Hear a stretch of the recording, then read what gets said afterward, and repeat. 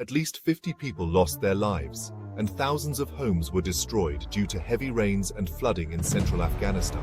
The authorities confirmed the devastating impact of torrential seasonal rains, which have been causing flash floods across the country for weeks, resulting in hundreds of casualties and widespread destruction of communities. Police spokesman Abdul Rahman Badri reported the death toll in Ghor Province, stating that the number of casualties is expected to rise as rescue and recovery efforts continue.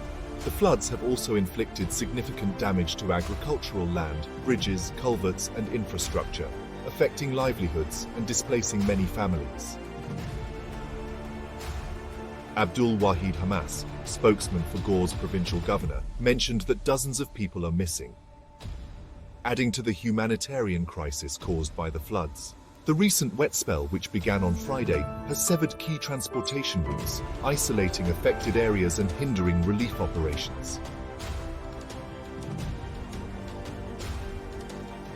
Malawi Abdul Hai Zaim, head of Ghor's information department, highlighted the extent of destruction, with thousands of houses and shops submerged in water in Firozkoh, the provincial capital.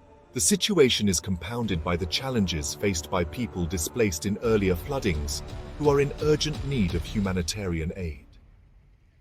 The United Nations World Food Programme, WFP, and other agencies are actively involved in providing emergency assistance, including setting up temporary housing facilities, community kitchens, and health services to support the affected population.